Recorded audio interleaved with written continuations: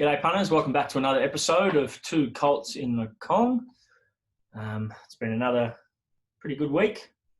Zach versus Joe battle has definitely fired up more as Joe rode 2 on the Wednesday night, so we get back within 3 of Zachary, and it looks like another big day for Joe on Sunday. Definitely, he's got more rides than Zach, of course.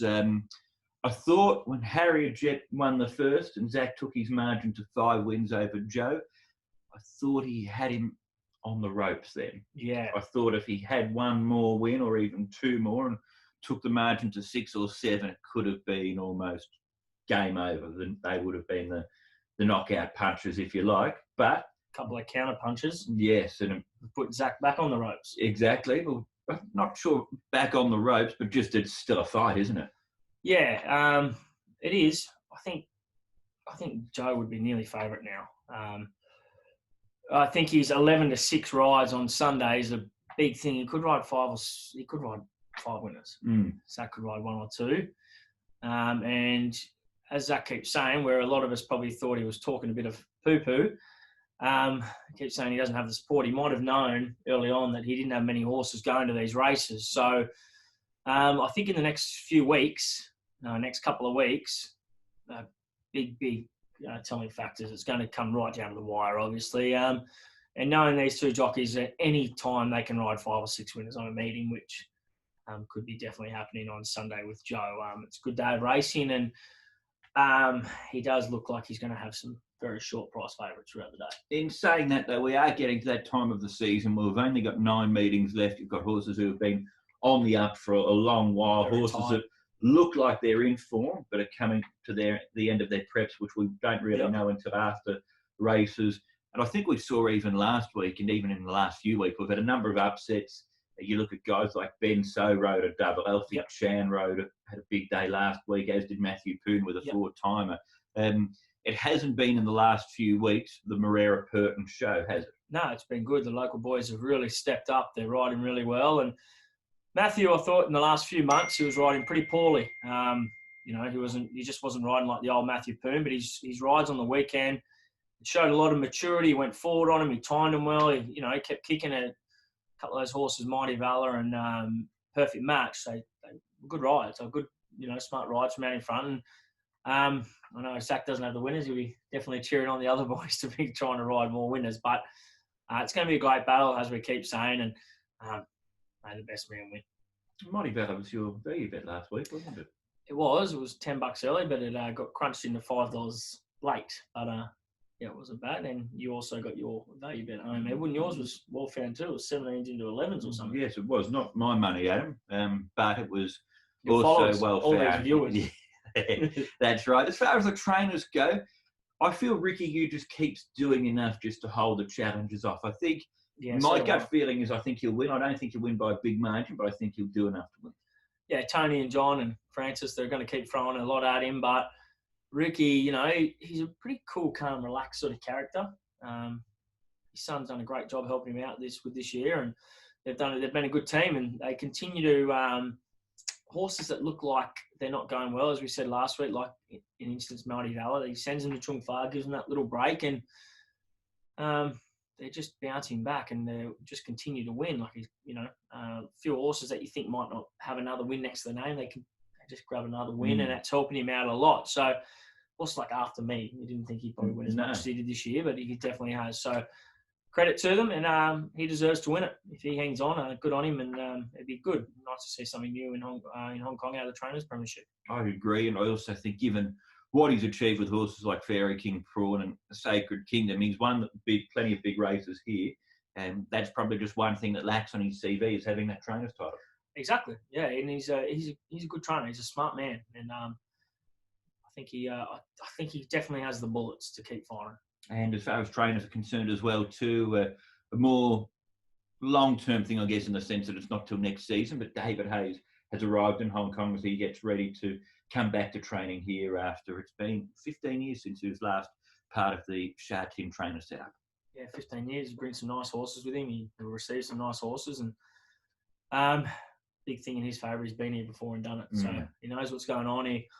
he could start the year with a massive bang next season. So it's going to be interesting to see how David comes over and starts firing early, or if, he takes his time with a few of those horses, which probably will have to take a number of them because they're new horses, but he gets one horse in particular in the name of Master Montaro that's been on the end of everyone's tongue.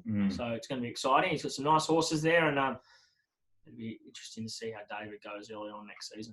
I'm sure, like we've seen with Jimmy Ting, like with Frankie Law in the last couple of years, even with Douglas White, those stable transfers, those well-rated horses that will go to his stable over the off-season, bang, bang. They're the ones to watch for early, aren't they? Yeah, definitely. Stable change can be a big thing over here, and also Chung Fa, adding Chung Fa now these days, it's huge for the trainers. They can get some horses that aren't showing any form and, mix up a bit of their work, change things up, and they can come out and win 2 or 3 races. Okay, well, speaking of win, let's find a few horses who are going to win on Sunday at Sha Tin. We've got a big 11-race card, and let's start off with the opener, the Griffin event over 1,000 metres. Chen Ching Prince the Great. There's no like that for him to worry about this time. No, it looks like it's pretty much a gimme for him, but I just thought he's going to be way under the odds. He's going to be very, very short. I'm going to have something small and Sea Monarch. I thought it was disappointing last start, but he did miss a run in between where he was scratched. I thought his debut run over 1,000 was good. He's stuck on well. Back to the 1,000. He's going to be fitter. I think he'll run a brave race. I don't think Chen Ching Prince is any superstar, and I think he's going to be very, very short odds. If Hong Kong Harmony produces his best, or which he probably won't because he's only had the one trial, he could run a cheeky race as well. But small field, looks like Joe can start the day with a bang. On to race number 2, Class 5 over 1,400 metres. You spoke of stable changes before. This is an interesting one. Kelmimi wins. Blinkers on for the first time and going from Dennis Hip to John Moore. I've got him on top. He was poor last start, but his run before that, his first up run, to run 2 starts ago, was very, very good. I think huge watch. Barrier 90 should get into a nice position. I think he's going to be a good price. Big tick for me. One horse to keep a massive watch on is Baby Storm. A horse I've always had a bit of an opinion of. I don't know what they're doing with him. He should have probably won a race by now or finished a lot closer. But his recent trial was very good. Matthew Poon, Peter Ho. He could be massive odds, and I reckon he can run a huge race. Okay, I like the last start effort of Shanghai Dragon. He's down in class. My only concern was that was first up and he's a bleeder. So I wonder if that's as good as he gets, or if Benno Young has got him going, and with a claim Jerry Chow who'll be close to the pace.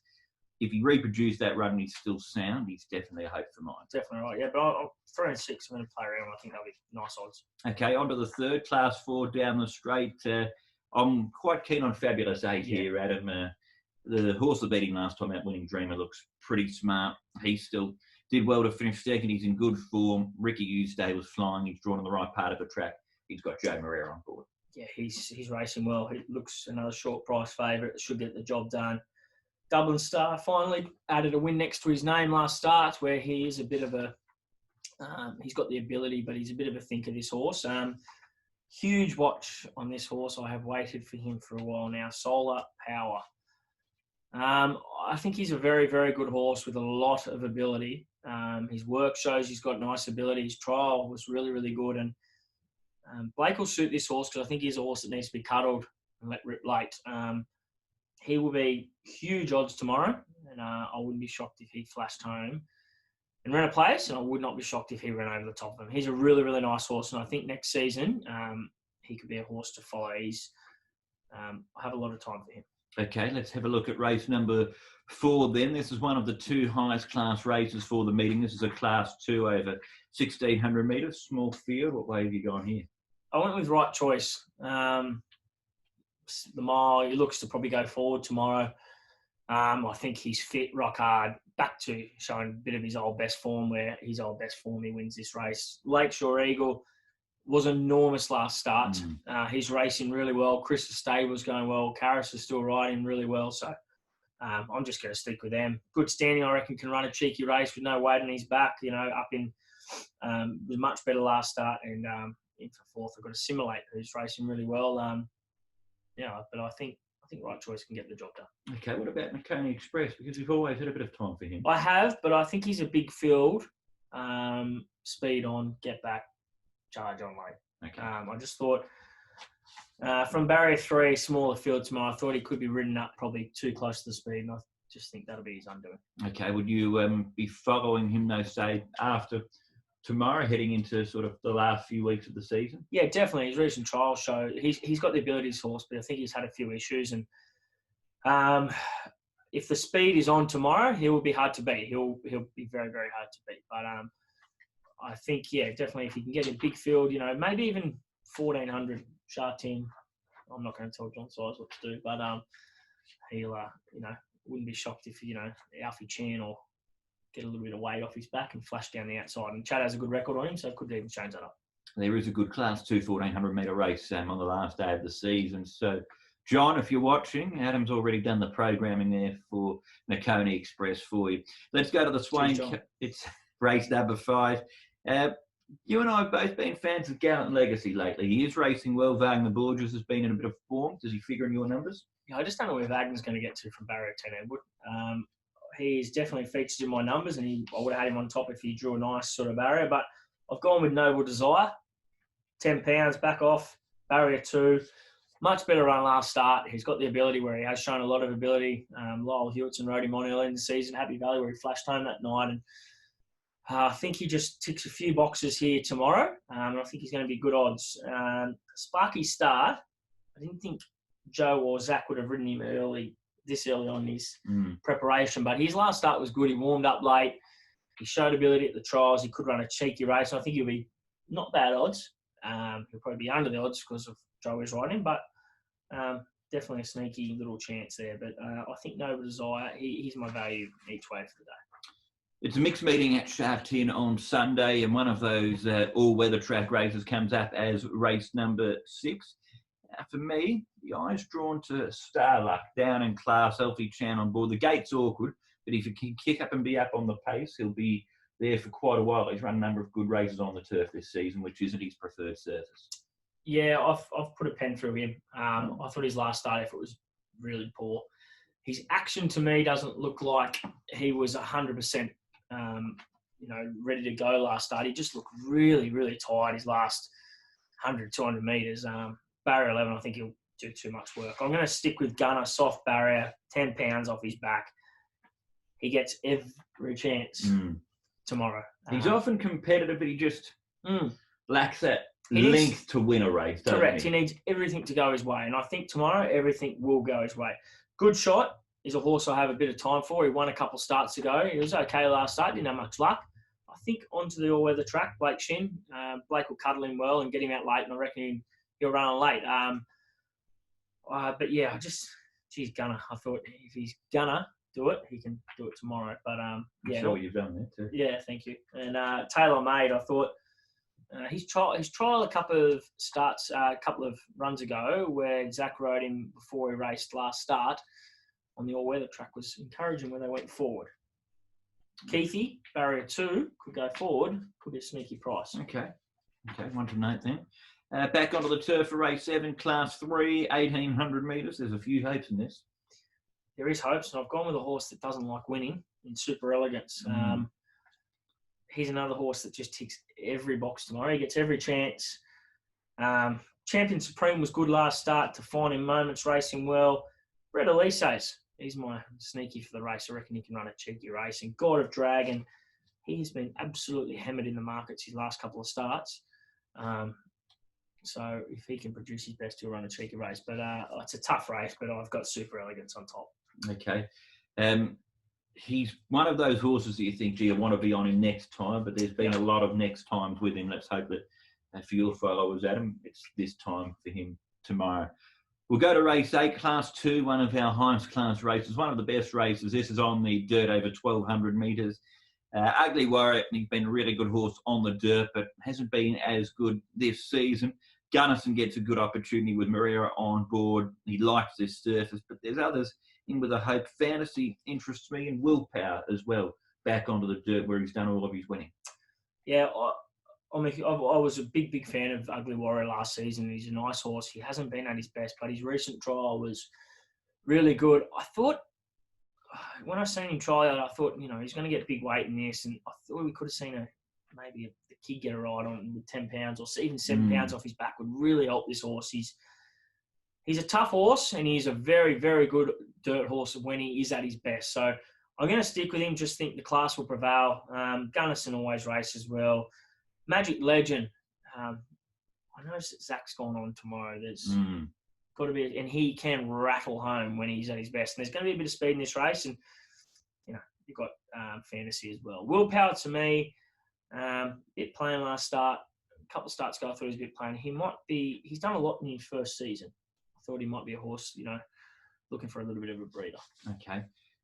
On to race 9. This is a class 4 over 1,400 metres. Chevalier Prince, interesting horse. There were red flashing lights on him after his first up run. Things went against him last time out, but he still performed creditably. I thought it was enormous last start. He got shut out at the start and had to do a lot of work. Zach got going on him very early, and not saying that he shouldn't have, he had to, and he ran home. He's my best bet of the day. He's going to need a touch luck again, but he's a good horse, this horse. He's a really nice horse. And obviously, Galactic back to the 1,400's a big tick. It's by deep field, so he probably didn't run out that 1,600 last start. And that was a strongly run 1,600. It was strongly, but he was very plain, I thought. Been back to the trials, quiet trial. He's a good horse. He's a nice horse. But Chevalier Prince, for me, I think he'll do it, and he'll do it comfortably. Okay, bit of confidence then about the 3 for Adam in race 9. Race 10 back onto the all-weather track, class 3 over 1,200 metres. Sunny Boy down in class onto the all-weather. Zach rides, gate 1. I'm feeling like you're going to tip him on top. Absolutely enormous. His horse was last start. It reads on paper that he ran 9th. He probably ran a mile. He was that wide. He did so much work, and somehow he stuck on to only be beaten a few lengths behind the leaders. I thought it was a really big run, and I think tomorrow the way to ride him, Zach will just let him go. That's the best way to ride him. The last 50 will be a bit of holding your breath, and there's going to be some horses definitely flashing. Mega Heart, 10 pounds off his back. In saying the 10 pounds, it is a help, but the young fella, Jerry, needs to ride him that little bit quiet, because it's the only way you can ride him. From barrier 4, a lot of young apprentices can probably try and use that to their advantage, where I think this horse just needs to be put out the back and charge home. California Concord, a very nice horse, going to be better next season, but he's going to have to do a lot of work from the wide barrier. And Prance Dragon was enormous last start. Horse that's always shown, nice ability. He'll be charging on late. Hall of Champ. I don't know what they're doing with him or when he's going to win, but he could definitely win tomorrow if he shows his best. And horse to keep a big watch on that's going to be huge odds, Strive for Glory. He was very heavily supported on debut. His trial before his debut was really, really good. Neil Callan, I think he'll really suit this horse. He'll put him up on, he'll be closer to the speed from barrier 3, and he could be a horse that could run a huge, huge race at big odds. It's one of those races. Just looking at a potential speed map here, Utopia Life, Sunny Boy can both go forward. Yep. They're both horses that aren't the strongest at the finish. No. Could this be set up potentially for a swooper?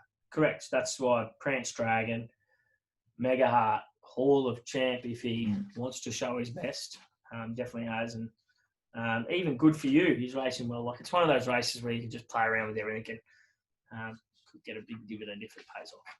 One more to look at, though. It's the lucky last class 3, 1,200 metres. What do we get out on if we need to here? I thought President's Choice probably does need that touch of luck, and he did have every chance last start, but it was tough to run down the winner last start, where Joe did have every conceivable out in front. But I thought he knuckled down well again late. He's a really nice horse, this horse. He's done a lot in his first season, and Karras has done all the work on him, so he knows what he's all about. Unique Treasure was good last start. Just finding it a bit tough to win. Mig Energy has the ability, and I suppose be ready. Yeah. I wonder with a horse like President's Choice if he's better ridden further back. Yeah, I definitely agree. I reckon a bigger field, much quieter. He's that sort of horse where he had to be ridden that way last start, just how the race planned, and he knuckled down late. But definitely when he is ridden quiet, as we've seen in those wins, he's got a devastating turn of foot. Okay, so your best bet for the meeting comes up in the second half Yep. of the card. Chevalier Prince. What about yours? I'll go earlier on. I'll go Fabulous 8, race 3, number 1. So Value? value. The punters are keen for your value after your big one last week. Been in a bit of form, haven't I, Adam? But Airborne. Airborne might be a bit of a stretch. There was one off the replay I thought to keep an eye on, Adam. Mighty Power. I thought he was a bit unlucky last time. Ticking along, starting to improve a bit more, isn't he? Yeah. He's got the claim. I think he could be a bit of value. What about you? I thought No But As I might be a chance at the each way price. Yeah, he'll be a bit of a price for sure. Royal Ascot next week. Yes, so no Wednesday night racing, Adam. We've got the week off. Not really the week off. You are as to whether you get the week off or not. I'll be hosting Wednesday through to Saturday. Andrew Lejeune's hosting the coverage here on Tuesday night, and I'm in the chair for the rest of the week. But full week. Wednesday through to Saturday. Some of us have to work. You're a busy man, Adam. But we've got a special Royal Ascot edition of Two Colts in the Kong to come out on Monday. We do. Thankfully, he's a very lovely guy, James Doyle, one of Godolphin's top hoops. He's going to take some time out of his day and go through a few of his rides. And, I look forward to that. He's a rider who I really, really love. He's got a beautiful seat on a horse. He's a champion bloke. And we'll ask him a few questions on Monday. Hopefully, if everything goes to plan and he has enough time. But he has agreed, so we're looking forward to it. We are indeed. So hopefully we rock up here Monday night with a bit more money in our pockets from what we found on Sunday. And good to see last night also, young Colin Keane. Terrific. Yeah, that was a really exciting race. Good horse. When we were having our off-season, I saw him win as a 2-year-old watching the races over there, and he looked like a really nice horse, Siskin. And then he's gone on with it, winning the Irish 2000 Guineas. He had to dig deep, but boy, once he hit top stride, the way that he put them away over the last 100, I thought was impressive. He didn't have every chance either. Like I think they knew he was in the race. Once Colin got him out, and he looked like he was, all over the shop. And then once he knuckled down, wow, he showed a pretty good turn of foot. And Colin's a pretty reserved young lad, but I think he really enjoyed that. That's for his father-in-law. Yes. So Joe Lyons. I reckon they would have had a nice couple of beers last night to celebrate. But good on him. It was a proper horse, and kind of excited to see where he goes next. Nice video on social media as well too of Joe Lyons with his daughter Kerry, who's also Colin's partner, them cheering on Siskin to win, and then their post-race celebrations. That was really good to see. Yeah, it's awesome. That's what racing's all about. All right, and that might do for us here on Two Colts in the Kong until we get to Monday and to Royal Ascot and James Doyle. Adam, thank you. Thank you, Edward. Good luck tomorrow. All the best, everyone. Cheers.